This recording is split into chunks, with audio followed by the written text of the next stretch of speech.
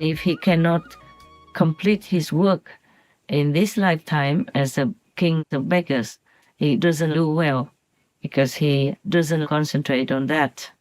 Just concentrates on being worshipped and adored and receiving offers and being prostrated to and all that. Then he cannot have enough time and concentration to help the beggars and to fulfill his duty as the king of beggars. The next lifetime, if he's lucky, he has to continue to be the king of beggars again until he does it perfectly. Or he has to become just a normal beggar, stripped of his crown, of his position. It depends on how much he neglects his job. So when people have mistaken the duty and the destiny of a person to be a holiness, then a lot of trouble will come.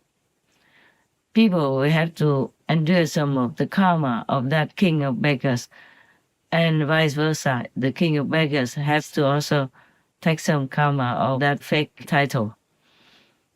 Because if you are not a Buddha and you accept that you are Buddha, or you claim that you're Buddha, or you make people call you Buddha, or just keep quiet so that people continue to be misled into thinking that you're Buddha, when you are just yet a beggar king and not enough merit to be a Buddha, then not only the crowning world people are not pleased, but the whole universe also is not pleased because they know about that.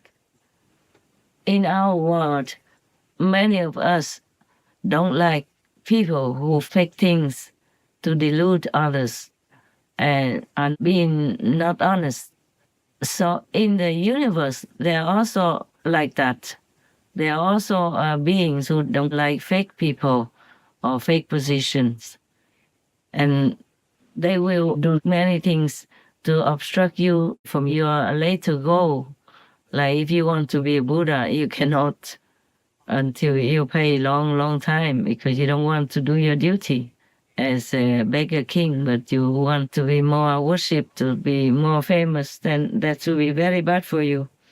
Even if you could become a Buddha, everyone could in due time, but not by faking it, or not by deluding people or misleading people into believing that you are a Buddha when you have not yet reached there. To lie that you are a Buddha, but you are not, and to delude people into believing that you are a Buddha when you are still nowhere near Buddhahood is equally a great sin. So beware of the consequence. I hope I am clear enough. So anyway, you know yourself, you know who you are, and don't mislead people, because that will be very bad for you. It might be not your fault at all when people just force that title on you because of your asceticism.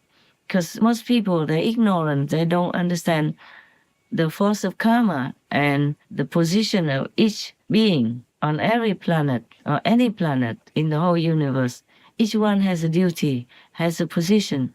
So if we don't do it well, we have to reincarnate again and again until we do well, until we pay all our debt. If we didn't meet a master to take us out of the suffering of this cycle, a devil's cycle of birth and death, death and birth, suffering, the Four Noble Truths that the Buddha taught: birth, sickness, old age, and death. Sanh lão bệnh tử. Yes. Each king in the universe is not like the king in our world, that you could even sometimes make a revolution somehow, and if you have enough people to support you, enough weapons, maybe you can kick that real king out from the throne and you sit on the throne and become king and declare that you are the king. And sometimes it happens, yes. But in the universal law, a king is different. Nobody can take that title from him unless he does many bad things, and the crowning council of the crowning ward will punish him in different ways. So if you are monks or nuns or priests, priestess, please do take care of that so that your merit will not slip away from you or be taken away from you, to balance the act of wrongdoing. And also check always inside whether or not you are proud to be worshipped, to be adored, or to be given donations, big or small. Whether or not you enjoy being in the attention, in the crowd of worshippers or followers. You must know your inside. Only you would know better than anyone else, because the outside could delude other people, but it could not delude yourself.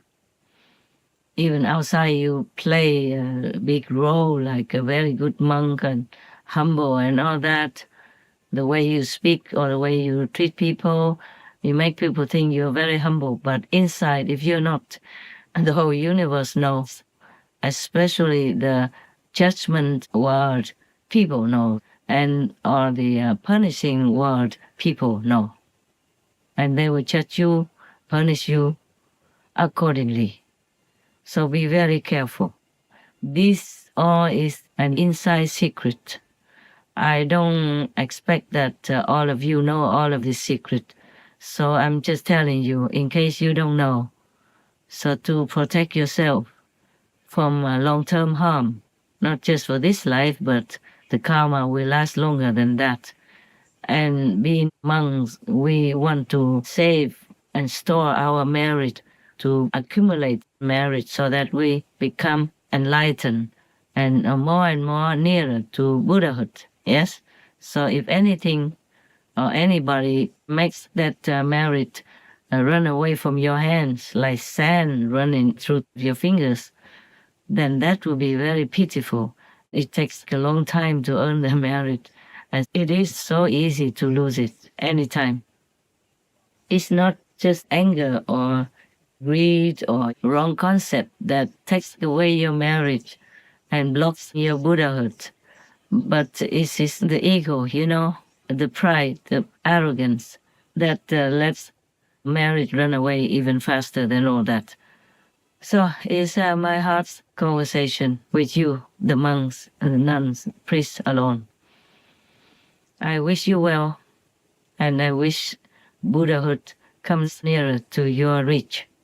And I wish you may be lucky enough to find a true enlightened master, God-sent master, or real Buddha in a human form, to teach you many more things than I can even tell, and also to give you his or her power to lift you out of the cycle of life and death that's confining everyone, even monks and nuns of a high order.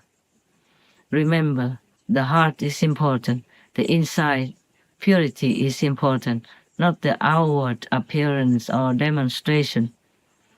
So please take care of yourself. Try to find a real master if you can, a powerful master. Pray for it, and I wish you the best. May Buddha bless you and bestow upon you whatever necessary and power enough for you to reach enlightenment and attain Buddhahood. Of course, as soon as possible. We want it even yesterday, but we just don't know what to do, right? I do know what to do, but I cannot tell you to come and study with me, even though I would like that very much for your sake. But that is not the purpose of me talking to you today. It was unconditional, and it was with all love. So, Amitabha Buddha, Omi Tofo, Aida Phật. God bless. Buddha's mercy. Bless us. Bless you for your goal of becoming enlightened and becoming a Buddha. Amen. Omi Tofo, Aida Phật.